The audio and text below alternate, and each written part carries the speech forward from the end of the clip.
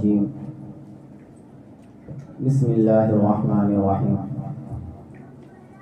لَتَجِدَنَّ أَشَدَّ النَّاسِ عَدَاوَةً لِلَّذِينَ آمَنُوا الْيَهُودَ وَالَّذِينَ أَشْرَكُوا صدق اللہ العظیم۔ سامعین محترم اور معزز ساتھیوں، دین اسلام دین برحق ہے اور قیامت تک کے لیے یہی دین اللہ تعالیٰ نے ہماری اور آپ کے لیے اتارا۔ لیکن ظاہر بات ہے کہ دنیا میں سارے لوگ ایمان والے ہو نہیں سکتے، دنیا میں سارے لوگ اسلام سے اور مسلمانوں سے محبت کرنے والے ہو نہیں سکتے۔ جب آخری نبی حضرت محمد صلی اللہ علیہ وسلم مکہ کی سرزمین پر آئے تو اللہ کے نبی اعلیٰ اخلاق کے باوجود بھی سارے لوگوں نے نبیوں سے محبت نہیں کی۔ بہت سارے لوگ تھے جنہوں نے نبی کے پیغام کو ٹھکرا دیا۔ ان میں خود ہمارے نبی صلی اللہ علیہ وسلم کے رشتہ داروں میں سے بھی بہت سے لوگ تھے،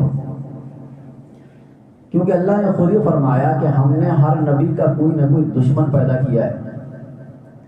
دنیا میں کوئی پیغمبر اور کوئی نبی ایسے نہیں آئے کہ ان کے کوئی دشمن نہ ہو، اور ظاہر بات ہے کہ جب نبی کے دشمن ہوں گے تو نبی کے ماننے والوں کے بھی تو دشمن ہوں گے۔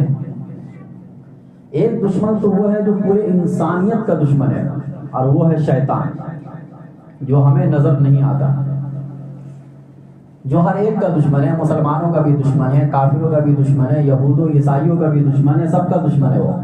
وہ چاہتا ہی نہیں کہ کوئی بھی انسان جنت میں جائے، وہ اپنے ساتھ سب کو جہنم میں لے کے جانا چاہتا ہے۔ اس کے بارے میں تو سبھی لوگ جانتے ہیں کہ دشمن ہے، لیکن کچھ دشمن انسانوں میں سے بھی اللہ نے ہمارے بنائے ہیں، اور اس دشمن کی وضاحت بھی خود اللہ نے قرآن میں فرمایا۔ یہ نہیں کہ ہم اپنے تجربے کی بنیاد پر ہم یہ ثابت کریں کہ ہمارا کون دشمن ہے۔ جو جو آپ کے دشمن ہو سکتے ہیں سب کو اللہ تعالیٰ نے بتلا دیا کہ یہ آپ کے دشمن ہیں، ان سے سنبھل کر رہو، ان سے احتیاط کرو۔ انہی میں سے ایک قوم یہودی قوم، جس کا اللہ تعالیٰ نے قرآن کریم میں بڑی تفصیل سے ذکر فرمایا۔ اس قوم کا ذکر تو اللہ تعالیٰ نے سورہ فاتحہ میں ہی اشارتاً فرما دیا، غیر المغضوب علیہم ولا الضالین، کہ ہم ہر نماز میں دعا مانگتے ہیں کہ اللہ ان لوگوں کے راستے پر مجھے نہ چلا جن پر آپ کا غضب اور غصہ نازل ہوا ہے۔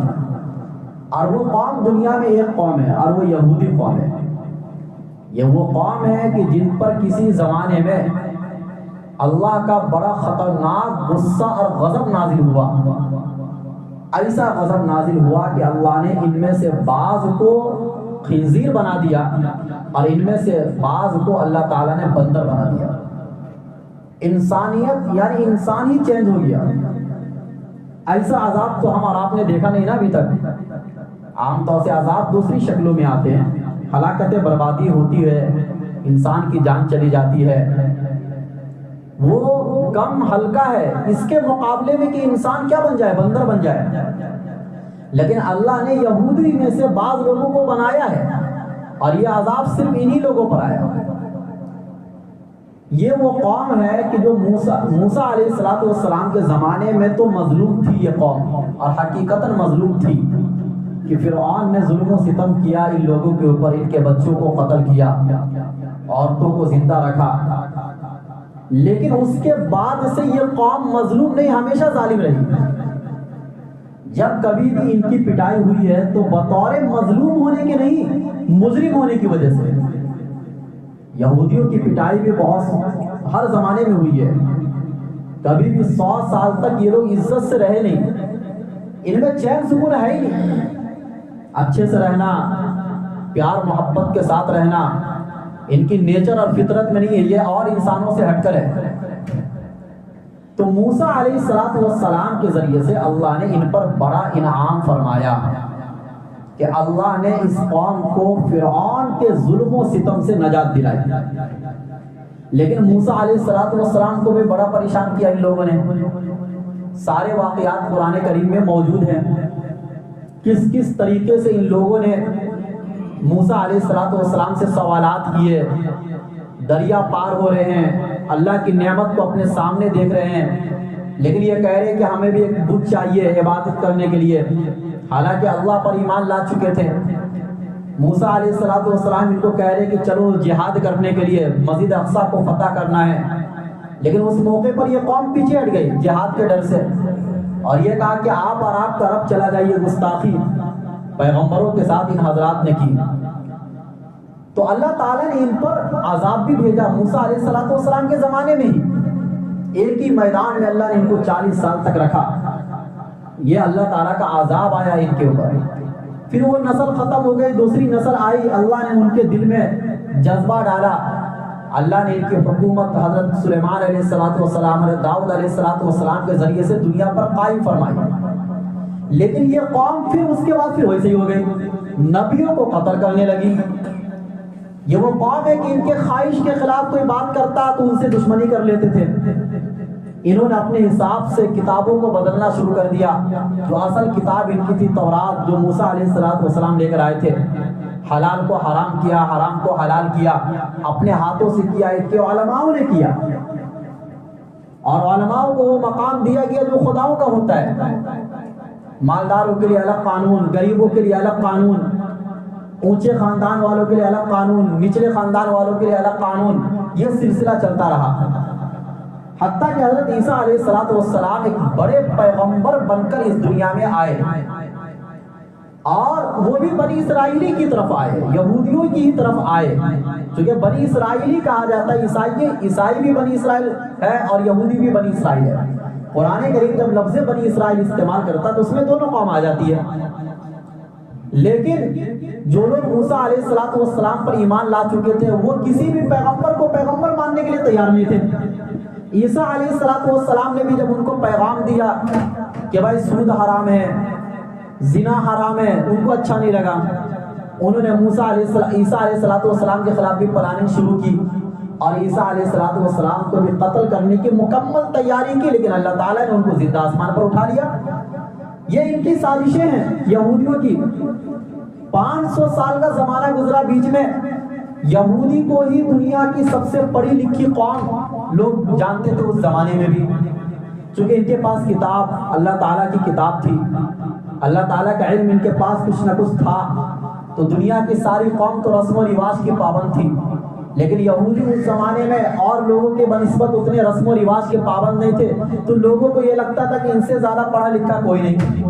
چنانچہ ہمارے نبی صلی اللہ علیہ وسلم کا زمانہ آیا، یہ لوگ اس انتظار میں تھے کہ جو نبی آئیں گے، آخری نبی، وہ ہماری قوم میں آئیں گے۔ ان کے کتابوں میں لکھا ہوا تھا کہ ایک آخری نبی آنے والے جن کی پوری دنیا پر حکومت ہوگی، پوری دنیا کے لوگ ان کو مانیں گے، ان پر ایمان لائیں گے، یہ اس انتظار میں تھے۔ لیکن جب آخری نبی حضرت محمد صلی اللہ علیہ وسلم مکہ میں بنو اسماعیل میں عربوں میں پیدا ہوئے، تو اسی دن سے ان کے دلوں میں دشمنی بیٹھ گئے آخری نبی کی، اور کفار مکہ نے جتنی سازشیں کی مکہ میں رہتے ہوئے، ان ساری سازشوں کے پیچھے یہودیوں کا ہاتھ تھا۔ جو سوالات ہوتے تھے کہ پیغمبروں سے جا کر فلاں فلاں سوال کرو، اگر وہ سوال کا جواب نہ دے پائے تو یہ سمجھو یہ نبی نہیں ہے، یہ سارے سوالات کفار مکہ کے پاس کہاں سے آتے تھے؟ ظاہر سی بات وہ پڑھے لکھے لوگ نہیں تھے کفار مکہ، وہ تو بتوں کی پوجا کرنے والے لوگ تھے، ان کو کیا معلوم کہ علم کیا ہوتا ہے؟ یہ سارے سوالات یہودی دیا کرتے تھے، اور یہودی ہی ہر سازش کے پیچھے رہا کرتے تھے۔ یہ میدان میں سامنے کھل کر نہیں آتے تھے، لیکن آگ بھڑکاتے تھے، لڑائی کی آگ کو یہ لوگ بھڑکاتے تھے۔ چنانچہ مکہ سے ہجرت کر کے اللہ کے نبی صلی اللہ علیہ وسلم مدینے آئے، مدینے میں 3 بڑے بڑے یہودیوں کے قبیلوں سے اللہ کے نبی کا مقابلہ ہوا۔ شروع میں تو اللہ کے نبی صلی اللہ علیہ وسلم نے ان لوگوں سے ایک عہد لیا کہ دیکھو ہمارا دین الگ، تمہارا دین الگ ہے، لیکن ہمارا دین تم سے نفرت کرنا نہیں سکھاتا ہے، اگر تم اپنے حد میں رہے، جو وعدہ لیا جائے گا اس وعدے کو اگر تم نے پورا کیا تو ہم تم سے نہیں لڑیں گے، تم ہماری حفاظت کرو ہم تمہاری حفاظت کریں گے، جس کو میثاق مدینہ کہا جاتا ہے۔ اللہ کے نبی صلی اللہ علیہ وسلم نے یہودی کے 3 قبیلے سے ایک عہد لیا، ایک وعدہ لیا کہ ہم تمہاری حفاظت کریں گے، تم ہماری حفاظت کرو۔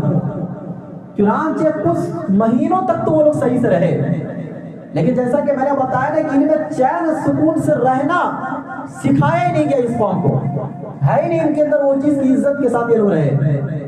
چنانچہ سب سے پہلے اس وعدے کی خلاف ورزی بنو قینقاع کی ایک جماعت، بنو قینقاع یہ بھی ایک قبیلہ تھا یہودیوں کا، انہوں نے کہ بڑے تاجر لوگ تھے، پیسے والے لوگ تھے، ایک مسلمان عورت حجاب میں ان کے بازار میں گئی اور انہوں نے ان کے حجاب کو اتارنے کی کوشش کی یہودیوں نے، حالانکہ وعدہ کیا ہوا تھا کہ ہم چین سکون سے رہیں گے مدینے میں، لیکن ان کو وہ اچھا کہاں لگتا ہے۔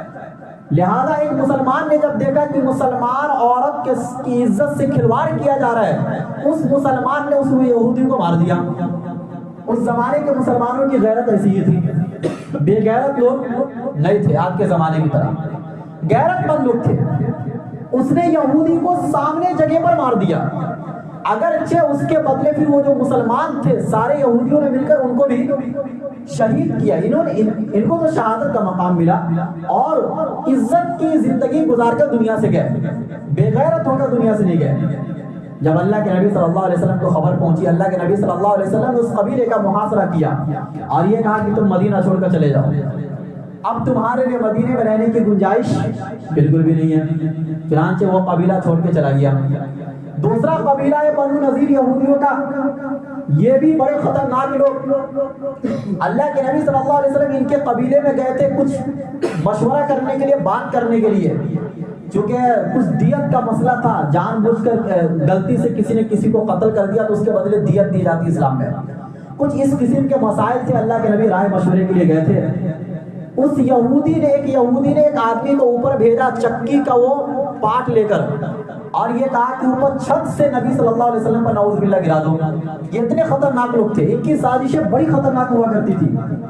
اب دیکھو ایک وعدہ ہے، معاہدہ ہے دونوں قوم کے درمیان کہ ہم آرام چین سکون سے مدینے میں رہیں گے، ان کو معلوم تھا کہ اگر یہ حرکت ہم کریں گے تو مدینے کا چین سکون برباد ہو جائے گا، مسلمان نہیں چھوڑیں گے، لیکن ان کو بے چین رہنا ہی اچھا لگتا ہے۔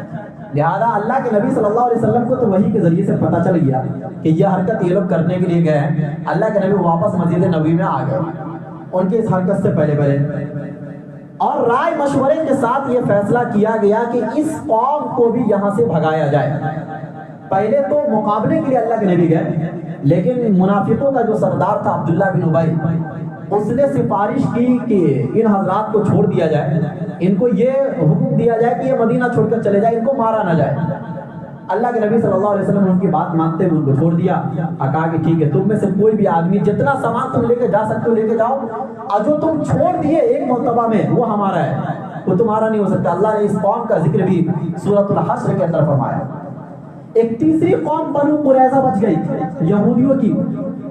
یہ بنو قریظہ قوم نے اس وقت میں بڑی سازش کی جب جنگ خندق کی لڑائی لڑی جا رہی تھی۔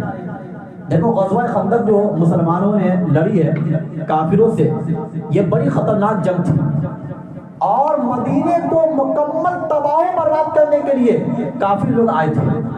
اب مدینہ کے چاروں طرف سے آنے کا خطرہ تھا، اللہ کے نبی صلی اللہ علیہ وسلم نے چاروں طرف خندق کھودی، تین طرف، ایک طرف پہاڑ تھے۔ خندق کیوں کھودی؟ تاکہ مدینے کی حفاظت ہو۔ کیا مدینے میں صرف مسلمان رہتے تھے؟ بھائی مدینے میں یہودی بھی تو رہتے تھے، ان کی حفاظت کے لیے بھی اللہ کے نبی گئے لڑنے کے لیے، کفار سے مقابلہ کیا، لیکن اندر اندر ان لوگوں نے سازش کی اور کافروں سے کہا کہ تم لڑو ہم تمہارے ساتھ ہیں، تم باہر سے لڑو ہم اندر سے لڑیں گے۔ اور اللہ کے نبی صلی اللہ علیہ وسلم اور سارے مسلمان کی عورتیں مدینے میں تھیں۔ یہ خطرہ لاحق ہوا کہ ان کی عزتوں پر حملہ یہ لوگ کر سکتے ہیں۔ اللہ کے نبی کو بڑا غصہ آیا اور غزوہ خندق سے واپس لوٹنے کے بعد سب سے پہلے بنو قریظہ کا محاصرہ کیا اور ان کو گھیرا۔ چونکہ یہ اندر کی سازش سے لڑنا بڑا مشکل ہوتا ہے، آپ باہر کے دشمن سے تو لڑ سکتے ہو، لیکن اندر اندر جو سازش کر رہا اس سے کیسے لڑو گے؟ خصوصاً جب ہم ان کی حفاظت کے لیے لڑنے کے لیے گئے تھے۔ مدینے میں تو وہ بھی رہتے تھے، ہم بھی رہتے تھے، لیکن ان کو میں نے بتایا نا کہ ان کو شروع سلسلے میں ایک تاریخ بتا رہا ہوں کہ یہودی قوم کبھی بھی چین و سکون سے نہیں رہی ہے، ایک تاریخ ہے ان لوگوں کی۔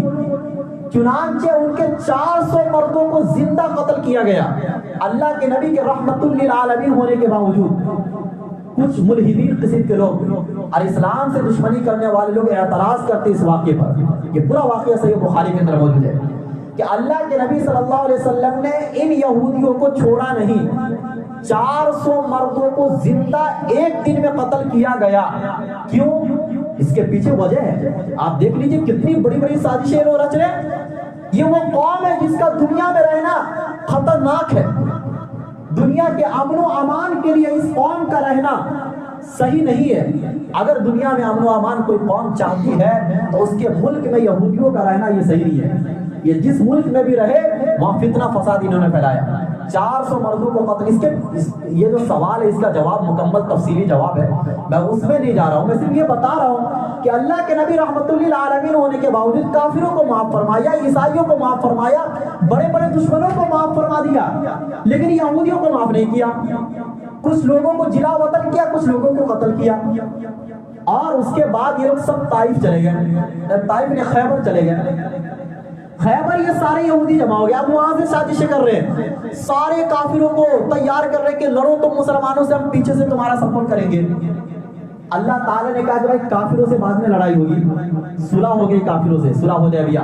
اصل 7 ہجری میں کہا کہ پہلے تم یہودیوں سے نمٹو, ان سے نمٹے بغیر پورے عرب میں امن و سکون نہیں آ سکتا ہے, پہلے ان سے لڑو, کافروں سے لڑائی بعد میں ہو جائے گی. کافر کم دشمن ہیں یہودیوں کے مقابلے میں مسلمانوں کے.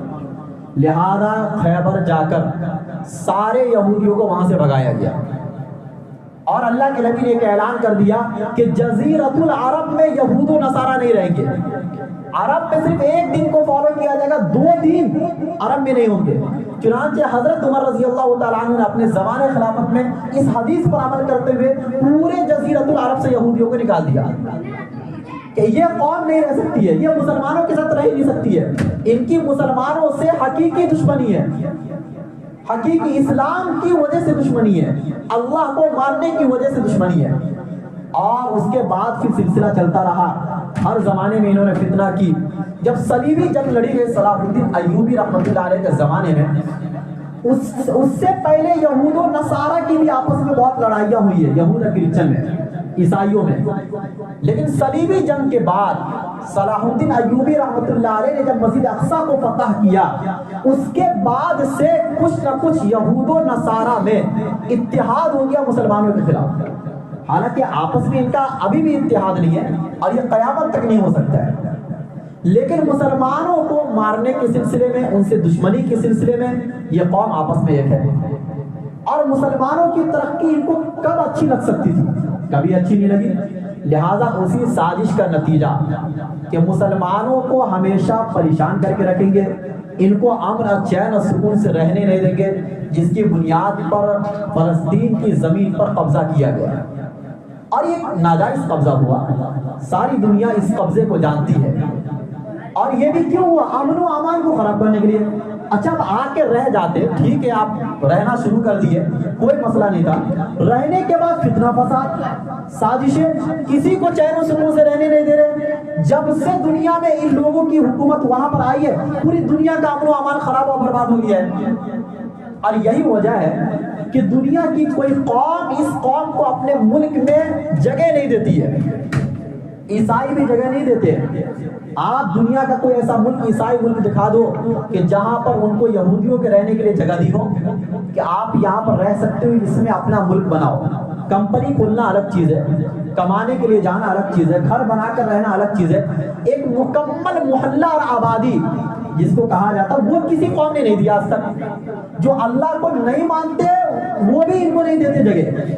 ہر زمانے میں در در کی ٹھوکریں ان حضرات نے کھائی ہے, ان لوگوں نے کھائی ہے, اور آخر میں چل کر یہ یہاں پر بھی ان کو عزت نہیں ہے. اللہ ان تمام لوگوں کو ایک جگہ پر جمع کر رہا ہے اکٹھا سزا دینے کے لیے.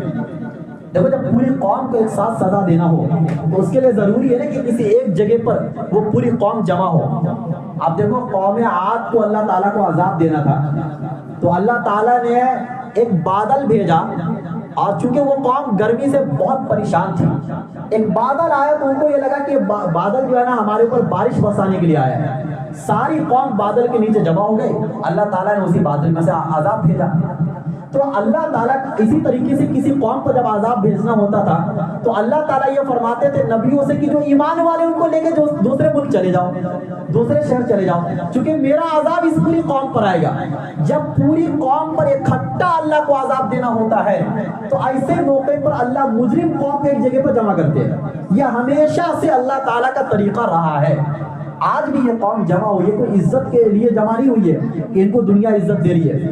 آج بھی دنیا کے سارے لوگوں کے دلوں میں ان کی ذلت بیٹھی ہوئی ہے۔ اللہ نے جب اعلان کر دیا ضربت علیہم الذلہ، ان کے اوپر ذلت اور مسکنت کا تھپا اللہ نے لگا دیا ہے، یہ تھپا قیامت تک رہے گا۔ یہ ہمیشہ یہ چاہتے ہیں کہ لڑائی ہوتی رہے مسلمانوں کے درمیان۔ اللہ نے قرآن کریم میں اس کا نقشہ کھینچا ہے کہ کلما اوقدوا نارا للحرب اطفأها اللہ ویسعون فی الارض فسادا، کہ جب جب یہ لوگ لڑائی کے لیے آگ کو بھڑکاتے ہیں تو بہت سے آگ کو تو اللہ بجھا دیتا ہے۔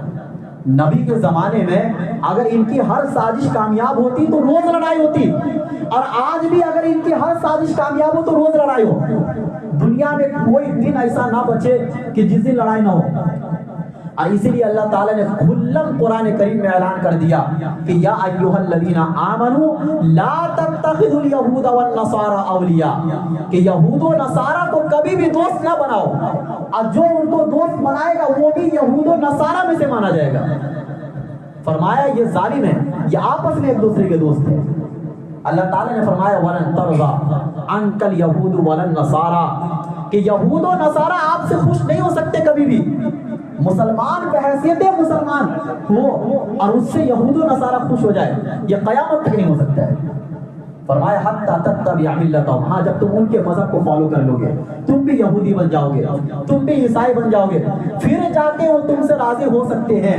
لیکن صرف اسلام مسلمان رہتے ہوئے تم سے راضی ہو جائے، یہ قرآن کا اعلان نہیں ہو سکتا ہے۔ لہذا اس سے کسی بھی قسم کا معاہدہ کرنا، کسی بھی قسم کی دوستی کرنا، دلی دوستی کرنا، یہ بالکل حرام اور ناجائز ہے۔ اور یہ فتویٰ خود اللہ دے رہا ہے، یہ کسی عالم سے پوچھنے کی ضرورت نہیں، کسی مفتی یا کسی دارالفتاء سے رجوع کرنے کی ضرورت نہیں کہ فلاں علاقے میں یہود و نصارہ رہتے ہیں ان سے دوستی کی جائے کہ نہ کی جائے۔ قرآن نے صاف اعلان کر دیا کہ ان سے دوستی کرنا بالکل حرام، اور ان کو اپنے راز کی بات بتانا بالکل حرام۔ یہ قوم ہمیشہ مسلمانوں کا نقصان سوچتی ہے۔ اللہ نے قرآن میں ایک جگہ میں فرمایا وَدَّ كَثِيرٌ مِّنْ أَهْلِ الْكِتَابِ، ان اہل کتاب میں سے بہت سے لوگ ہوئے جو چاہتے ہیں کہ تم کفر میں آ جاؤ ایمان لانے کے بعد، کفر میں آ جاؤ ایمان لانے کے بعد۔ کیسی کیسی سازشیں ان لوگوں کی ہوتی ہے ہم لوگوں کو اسلام سے ہٹانے کے لیے، لیکن چونکہ ہماری اس پر نظر نہیں ہے، ہم یہ سوچتے ہیں کہ بھائی یہ اچھائی کے لیے ہو رہا ہے، کچھ یہ کہتے ہیں کہ ان سے دوستی کیے بغیر دنیا کی ترقی ناممکن ہے، یہ نہیں ہو سکتا ہے۔ آپ دوستی کرو گے اللہ تم کو مارے گا، پٹے گا، پٹے جاؤ گے ظالموں کے ہاتھوں سے۔ ان سے دوستی کا خمیازہ ہمیشہ مسلمانوں کو یہی بھگتنا پڑا ہے کہ پھر اللہ کی مار ہمارے اوپر پڑی ہے۔ ان سے جب بھی دوستی ہوئی ہے مسلمانوں کی، مسلمانوں پر ذلت آئی ہے، مسلمانوں کا چین و سکون برباد ہوا ہے۔ آپ اندازہ لگا سکتے ہیں کہ ان کو کتنی مسلمانوں سے دشمنی ہے کہ وہاں کے عدالت میں یا پارلیمنٹ میں یہ بل پاس ہوا کہ جو مسلمان قیدی ہیں ان کو سزائے موت دی جائے، اور اس پر ان لوگوں نے خوشی کا اظہار کیا، شراب پی کر خوشی کا اظہار کیا، ناچ کر خوشی کا اظہار کیا۔ آپ اندازہ لگا سکتے کہ ان کے دلوں کے اندر کتنی اسلام کی دشمنی ہے۔ مسجد اقصیٰ 1 مہینے سے بند ہے، عید کی نماز نہیں ہوئی، جمعہ کی نماز نہیں ہو رہی ہے، کوئی بھی نماز نہیں ہو رہی ہے، اور یہ تاریخ میں پہلی مرتبہ ہوا ہے، لیکن پوری امت مسلمہ خاموش ہے، خصوصاً وہ عرب ممالک جو ان کے ارد گرد پھیلے ہوئے ہیں، یہ ان کی ذمہ داری تھی۔ ویسے تو پوری امت مسلمہ کی ذمہ داری ہے کہ اپنے اعتبار سے آواز اٹھائے، لیکن خصوصاً جن کے پاس طاقت اور قوت ہے، جن کے پاس حکومت ہے، یہ ان کی ذمہ داری تھی کہ وہاں ایک نماز پر بھی پابندی کیوں لگی، جمعہ کی نماز، عید کی نماز تو بہت بڑی بات ہو جاتی ہے. ایک نماز پر بھی جب تک مسلمانوں کا وہاں پر قبضہ ہے وہ مسلمانوں کا قبلہ اول ہے، اور وہ قیامت تک وہ جگہ قبلہ اول ہی رہے گا. ایسا نہیں کہ وہ قبلہ اول سے کسی کا قبضہ ہو جائے، آپ صلح کر لو کہ اس کے جگہ پر ہمیں کوئی دوسری مسجد دے دی جائے. بھائی جگہ کی فضیلت ہوتی ہے، عمارت کی فضیلت نہیں ہوتی ہے. کعبہ کی جو جگہ ہے اس جگہ کی فضیلت ہے، اگر کعبہ رہے یا نہ رہے، اس کی در و دیوار نہ رہے تو بھی اس جگہ کا طواف ہوگا. لیکن یہ مسلمانوں کو سمجھ میں نہیں آتی یہ باتیں، اور ہم یہ سمجھتے ہیں کہ بھائی امن و امان کے لیے صلح کرنا ضروری ہے. اس قوم سے صلح ہی حرام ہے. اس قوم سے صلح کبھی بھی مسلمانوں نے نہیں کیا. خلفائے راشدین کے زمانے میں کبھی بھی صلح نہیں ہوا. اللہ کے نبی کے زمانے میں اس قوم سے صلح نہیں ہوا. اس قوم کو تو مارا گیا، اس قوم کو بھگایا گیا ہے. تو ایسا نہ ہو کہ دنیا میں جو دوسری جنگ چل رہی ہے اس جنگ کے نتیجے میں ہم فلسطین والوں کو بھول جائیں، ہم مسجد اقصیٰ کو بھول جائیں، اور اس کی آوازیں دب جائیں کہ ایک مہینے سے مسجد اقصیٰ بند ہو، رمضان کے مہینے میں بند ہو جائے اور ہمارے کانوں تک وہ آواز بھی نہ آئے. کیونکہ اصل لڑائی تو وہ ہے، اصل جو ہم کو آج یہودیوں سے مقابلہ ہے وہ مسجد اقصیٰ کی وجہ سے ہے، کسی اور وجہ سے نہیں ہے. کہ انہوں نے اس مسجد کو ویران کیا، اس کی توہین کی، اس میں جا کر ناچا اور اس کے بعد حصوں کو اپنے لیے خاص کر دیا زبردستی، جس میں کسی بھی اعتبار سے ان کا کوئی حق نہیں بنتا ہے. تو اسی لیے جب حالات آتے ہیں تو ان حالات کو قرآن و حدیث کی روشنی میں سمجھنے کی کوشش کرے. حالات ہمیشہ آتے رہیں گے، لیکن ان حالات میں آپ کو کس طرف جانا ہے، ایسا نہ ہو کہ کسی پروپیگنڈے کے آپ شکار ہو جائیں. خصوصاً آج کے حالات میں جب یہ لڑائی شیعہ کی طرف سے لڑی جا رہی ہے تو بہت سے حضرات اس خوش فہمی میں چلے گئے کہ بھائی وہ شیعہ ہے تو ہم ان کے ساتھ کیسے جا سکتے ہیں. بات یہاں پر شیعہ سنی کی ہے ہی نہیں، بات یہاں پر ظالم مظلوم کی ہے کہ جو ظالم ہے یعنی یہودی، اس کے خلاف جو بھی لڑے گا ہم اس کا سپورٹ کریں گے، اس کو جو بھی مارے گا ہم اس کا سپورٹ کریں گے، چاہے وہ اللہ کو بھی نہ مانتا ہو. اس سے کیا فرق پڑتا ہے؟ اللہ تعالیٰ تو کبھی غیروں سے بھی کام لے لیتا ہے. اللہ تعالیٰ نے چچا ابو طالب سے کام لیا ہمارے نبی صلی اللہ علیہ وسلم کے لیے، تو کیا چچا ابو طالب سے کام لیا گیا اس کام کو ہم کام نہیں سمجھیں گے؟ مدد تو اللہ تعالیٰ نے کی مسلمانوں کی انہی کے ذریعے سے. ٹھیک وہ ایمان نہیں لائے، وہ فیصلہ قیامت کے دن ہوگا کہ ان کو جہنم میں ڈالا جائے گا ایمان نہ لانے کی وجہ سے. تو جس کا جو عقیدہ وہ رہے، اگر بات عقیدے پر آئے گی تو پھر ہم ان کا سپورٹ نہیں کریں گے. بات صحابہ کی آئے گی تو ہم صحابہ کے ساتھ ہیں.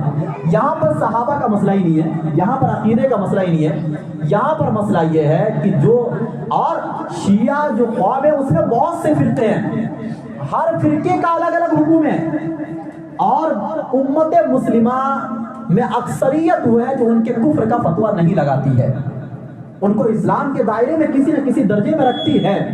اور ہماری حدیث کی جو کتابیں ہیں بخاری اور مسلم، ان میں بہت سے راوی ایسے ہیں جو شیعہ ہیں اور ان سے روایتیں لی گئی ہے. بعض مواقع پر اگرچہ احکام میں نہیں لی گئی حدیثیں لیکن فضائل کے باب میں لی گئی ہے.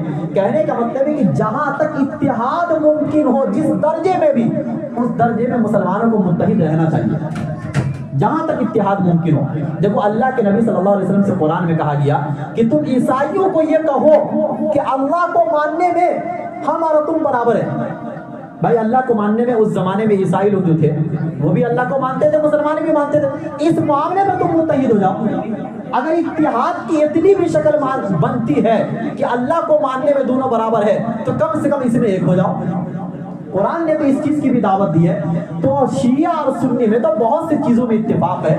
قرآن ان کا ایک ہے، ہمارا ایک ہے، وہ اللہ کو مانتے ہیں. ان کا کعبہ ایک ہے، ہمارا کعبہ ایک ہے. بھائی وہ بھی عمرہ کرنے جاتے ہیں، وہ بھی حج کرنے جاتے ہیں، اور مکمل عرب ممالک میں ان کو آنے کی اجازت ہے. کبھی سنے کہ ان کے اوپر پابندی لگی ہو شیعہ ہونے کی وجہ سے؟ کبھی نہیں. تو جب دنیا میں ہم ان کو آنے کی اجازت دیتے ہیں کعبے تک، اور کعبے کا وہ طواف کرتے ہیں، اور دوسری قوموں کو تو آنے کی اجازت نہیں ہے نا، قادیانی کو آنے کی اجازت نہیں ہے چونکہ وہ سخت ترین قسم کے کافر ہیں. ان سے کبھی بھی اتحاد نہیں ہو سکتا. کچھ معاملے ایسے ہوتے ہیں جس میں کبھی بھی اتحاد نہیں ہو سکتا ہے، چاہے کتنا بھی انتشار پھیلے. لیکن یہاں پر بہت سے مسلمان کنفیوژن کا شکار ہے کہ ہم کس کا ساتھ دیں. تو دیکھو یہود کا کبھی بھی ساتھ نہیں دیا جا سکتا ہے. اس کے مقابلے میں جو اس کو مارے گا ہم اس کا سپورٹ کریں گے، چاہے وہ کسی بھی مسلک سے تعلق رکھے. اور جو قوم یہود و نصارہ سے دوستی رکھے گی ہم ان کا کبھی بھی سپورٹ نہیں کریں گے، چاہے وہ اہل سنت والجماعت میں سے ہو. جیسے عرب کے سارے بادشاہ کہ ان کی دوستی یہود و نصارہ سے، ہم ان کا کبھی بھی سپورٹ نہیں کریں گے. اور ان کو سپورٹ نہ کرنا مکہ اور مدینہ کو سپورٹ کرنا نہیں ہے. مطلب آج کل بہت سے لوگ یہ سوال اٹھاتے ہیں کہ عرب ممالک کو سپورٹ کرنا اس لیے ضروری ہے کہ عرب ممالک میں مکہ اور مدینہ ہے. دیکھو مکہ اور مدینہ کے احکام الگ ہے. مکہ اور مدینہ صرف عربوں کا نہیں ہے، مکہ اور مدینہ پوری دنیا میں بسنے والے سارے مسلمانوں کا ہے. اس لیے اللہ نے قرآن میں اعلان کیا ہے کہ مکہ اور جو مقدسات ہیں مکہ کے اندر اس سرزمین پر حق صرف مکہ والوں کا نہیں ہے، پوری دنیا والوں کا ہے. تو مکہ اور مدینہ کے احکام الگ ہے، اس کی حفاظت کی ذمہ داری اللہ نے خود لی ہے. دجال کے فتنے سے اللہ اس کی حفاظت کرے گا اس شہر کی. لیکن مکہ کے علاوہ جو سارا عرب ہے اور اس میں جو عیاش لوگ ہیں ان کا سپورٹ کرنے کا حکم ہمیں نہیں دیا گیا. اگر ہم ان کی مخالفت کریں گے تو یہ مخالفت مکہ اور مدینہ کی مخالفت نہیں ہے. اگر وہاں کے بادشاہ کو غلط کہیں گے تو ان کو غلط کہنا مکہ اور مدینہ کو غلط کہنا نہیں ہوگا. اور یہ کیسے ہو سکتا ہے بھائی کہ ان کو ہم غلط اسلام کی وجہ سے کہہ رہے ہیں اور اسلام کا جو شاعر ہے ہمیں ان سے دشمنی ہو جائے؟ پھر وہ مسلمان رہے گا؟ جس کو کعبہ سے دشمنی ہو جائے اس کا ایمان تو اسی وقت نکل جائے گا. وہ تو قبلہ ہے. نماز جیسی اہم عبادت ہم اس کی طرف گھوم کے پڑھتے ہیں. بہت سارے عبادات ہمارے کعبہ سے جڑے ہوئے ہیں. وہ تو اللہ کا براہ راست گھر ہے. جو اللہ کا براہ راست گھر ہو اس سے انسان کو دشمنی کیسے ہو سکتی ہے؟ تو اسی لیے یہ جو بہت سارے سوالات آج کے زمانے میں آتے ہیں کہ بھائی وہاں کے لوگوں کو غلط مت کہو کیونکہ وہ عرب ہے اس لیے کہ وہ مکہ مدینہ کی حفاظت کرتے ہیں. ایسا بالکل بھی نہیں ہے. مکہ مدینہ کی حفاظت پوری دنیا کے مسلمان کرتے ہیں اور خود اللہ اس کی حفاظت کرتا ہے. اللہ نے جس طریقے سے نبی کے آنے سے پہلے ابابیل کے ذریعے سے حفاظت کی تھی، اللہ تعالیٰ کو مکہ کی کعبہ کی حفاظت کے لیے ہم انسانوں کی ضرورت نہیں ہے. اللہ اس وقت میں اپنی طاقت اور قوت کا ضرور استعمال کرے گا جب ایسے حالات آئیں گے. اللہ تعالیٰ ہم سب کو ان حالات میں صحیح رخ اختیار کرنے کی توفیق نصیب فرمائے. وآخر دعوانا الحمدللہ.